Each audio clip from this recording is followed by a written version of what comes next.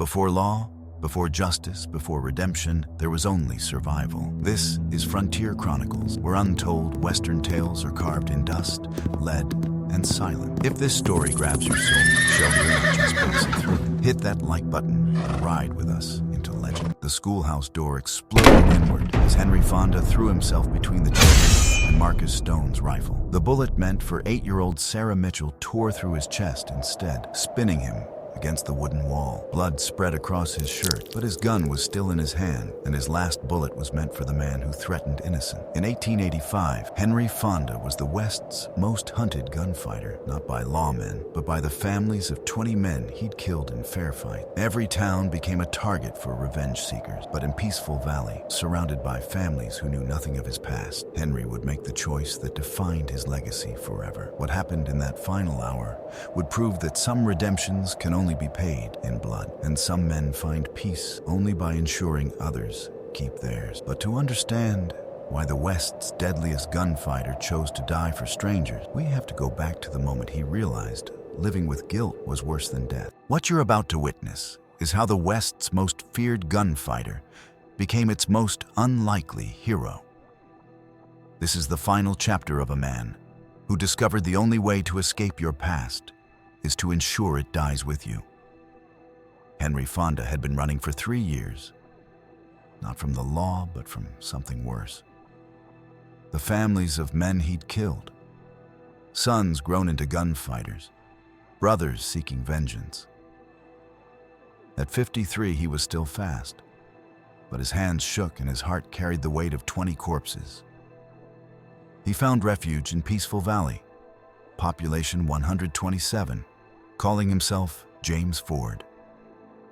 For 6 months, he helped with harvests, repaired fences, attended church.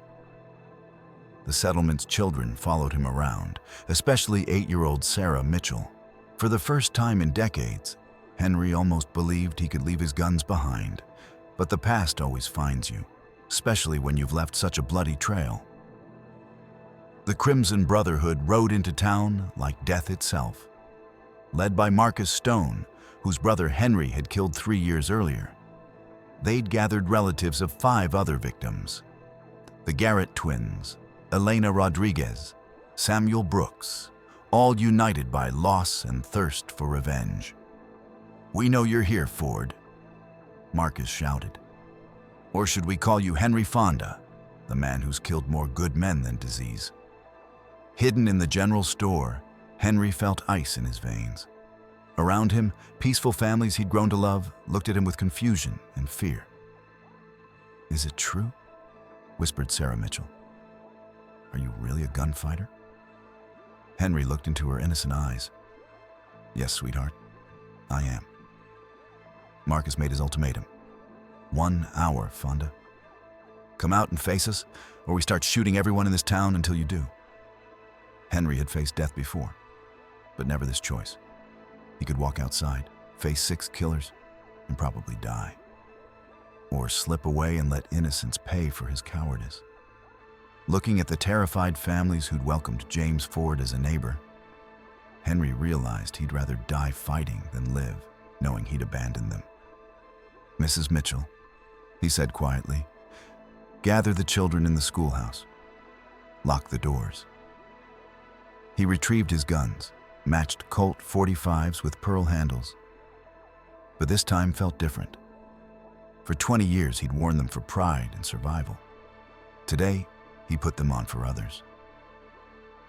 Henry stepped into the afternoon sun, hands loose, eyes calm. The Brotherhood spread across Main Street like a firing squad. "Ready to pay for my brother?" Marcus called. "Your brother drew first," Henry replied. "Same as all the others. Today isn't about justice. It's about making you hurt." Henry noticed rifles aimed not at him, but at houses where families hid. "This is between us. Leave them out of it." Marcus laughed. "We learned you've gone soft. For every one of us you kill, we kill 2 of them, starting with that little girl." From the schoolhouse came children's voices singing "Amazing Grace." In that moment, Henry made his decision. I'll make a deal, Stone. Me against all 6. Fair fight. You win, you get revenge, and leave these people alone. Why take that deal when we can have both? Henry pulled back his coat, revealing what looked like dynamite. Because I'm wearing enough explosives to level this street. You shoot innocents, we all go to hell together. It was a bluff, but Marcus saw a man at peace with dying, the most dangerous opponent. You're bluffing. You feeling lucky? Marcus made the wrong choice. Take him down. Henry Fonda gave the performance of his lifetime. His first shot dropped Marcus before the man's gun cleared leather. His second took Elena Rodriguez as she aimed at the schoolhouse. The Garrett twins fired together, bullets tugging his coat as his shot sent them spinning. Samuel Brooks winged him, blood seeping through his shirt, but Henry's shot ended the threat. That left Jake Murphy with a shotgun at the street's end. Henry turned to face him, gun smoking, one bullet left. But splintering wood from the schoolhouse made his blood freeze. Marcus, wounded but alive, was breaking down the door. Henry had a choice. Finish Jake or save the children. There was no choice at all. Henry turned his back on Jake and ran toward the schoolhouse. Jake's shotgun roared, the blast driving Henry to his knees. But he'd been shot before.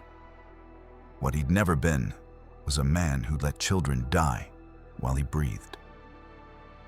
He stumbled through the door as Marcus raised his pistol toward Sarah. Henry's last shot, fired from his knees with blurring vision, took Marcus through the heart. The schoolhouse fell silent, except for crying children and Henry's labored breathing. He looked at their faces and smiled without sadness for the first time in 20 years. It's okay, he whispered to Sarah. The bad men are gone. Mrs. Sullivan knelt beside him, tears streaming. Why?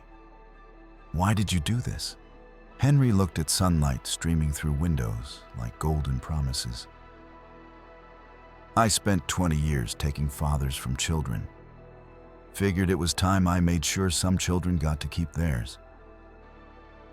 Henry Fonda died surrounded by the children he'd saved.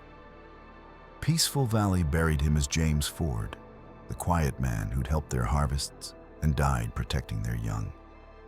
His gravestone read, "He found peace by giving it to others." The children grew up to become teachers, farmers, parents. They named their own children James, after the man he'd chosen to become. Sarah Mitchell became a teacher, telling students for 40 years about the quiet man who died to protect them, teaching that redemption isn't erasing the past, but choosing what future you'll leave behind. In town records, one entry tells the whole story. James Ford died October 15th, 1885. Cause of death, heroism. The Crimson Brotherhood died that day, their vengeance ending in Main Street dust. Families of Henry's victims learned what happened and put down their guns, going home to their own lives. Sometimes the greatest victory isn't defeating enemies. It's showing them violence can end with choice, not death. Henry Fonda had been the fastest gun in the West, a man who killed 20 people and regretted everyone. But in his final moment, he became something greater than a gunfighter. He became a protector who proved it's never too late to choose how you're remembered. This was Henry Fonda's last stand, the story of how the West's deadliest gunfighter became its most unlikely hero. Because sometimes, the only way to escape your shadow is to step into the light, even if it costs everything.